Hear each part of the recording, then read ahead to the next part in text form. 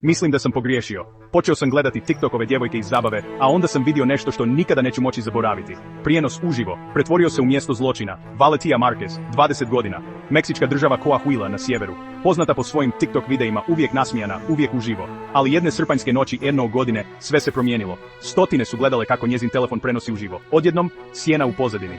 Vrisak. Pucanj. Kamera pada na pod. Internet je bio zapanjen. Video se proširio brzinom munje, ali nitko nije znao što se zapravo dogodilo.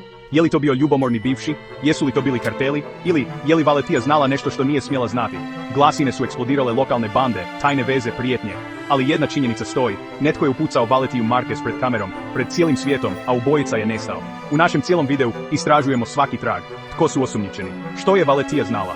I bi li ovo ubojstvo moglo biti upozorenje za sve nas? Pratite naš kanal da biste saznali, jer istina je mračnija nego što mislite.